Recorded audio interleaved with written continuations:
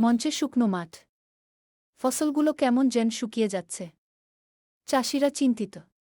করিম, আহা! কতদিন হলো বৃষ্টি নেই। এবার ফসল সব নষ্ট হয়ে যাবে। গ্রামবাসী এক, হ্যাঁ, আকাশে মেঘও দেখা যাচ্ছে না। মডল, সবাই ধৈর্য ধরো। বৃষ্টি একদিন না একদিন আসবেই। রহিম চাষি মাথায় ঝুড়ি নিয়ে আসে।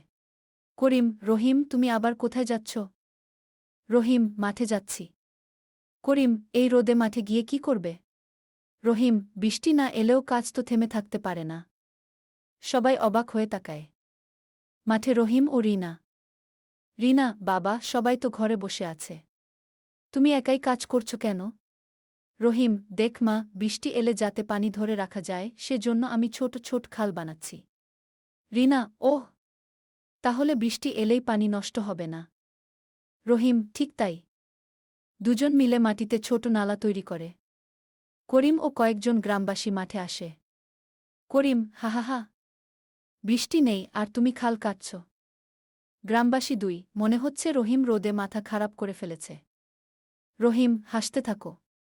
সময় বলে দেবে। করিম, ঠিক আছে, আমরা ঘরে গিয়ে বিশ্রাম নিই। তারা হেসে চলে যায়। দৃশ্য ৪, বৃষ্টির পরীর আগমন। রাতে রহিম মাঠে দাঁড়িয়ে আকাশের দিকে তাকিয়ে আছে। হঠাৎ আলোচ বলে ওঠে। বৃষ্টির পরী, রহিম, তুমি এত পরিশ্রম করছো কেন? রহিম, কারণ আমি শুধু বৃষ্টির জন্য অপেক্ষা করি না, বৃষ্টি এলে তার সদ্ব্যবহারও করতে চাই। বৃষ্টির পরী, তোমার বুদ্ধি আর পরিশ্রম দেখে আমি খুব খুশি। রহিম, ধন্যবাদ পরী। বৃষ্টির পরী, খুব শিগগিরই তোমার মাঠে সুখবর আসবে। পরী অদৃশ্য হয়ে যায়। দৃশ্য ৫, ঝুম বৃষ্টি। পরদিন আকাশে কালো মেঘ। গ্রামবাসী এক, দেখো, মেঘ এসেছে। গ্রামবাসী ৩, বৃষ্টি। বৃষ্টি। ঝুম বৃষ্টির শব্দ। করিম, আহা! এবার ফসল বাঁচবে। কিছুক্ষণ পরে দেখা যায় অনেক মাঠের পানি বয়ে যাচ্ছে। কিন্তু রহিমের মাঠে খালগুলোতে পানি জমে আছে।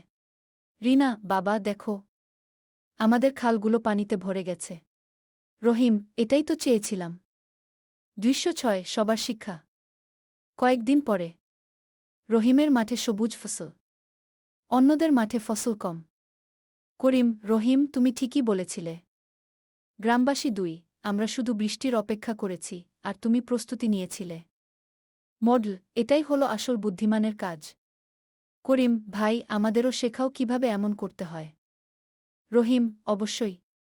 জ্ঞান ভাগ করলে কমে না, বাড়ে। মডল, আজ আমরা শিখলাম শুধু ভাগ্যের অপেক্ষা করলে হয় না।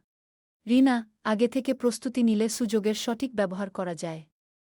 করিম, আর অলসতা করলে পরে আফসোস করতে হয়। সবাই একসাথে। পরিশ্রম আর বুদ্ধির জোর। সফলতার খোলে দ্বার। সবাই হাসে। রহিমের সবুজ মাঠের দিকে তাকিয়ে হাততালি দেয়।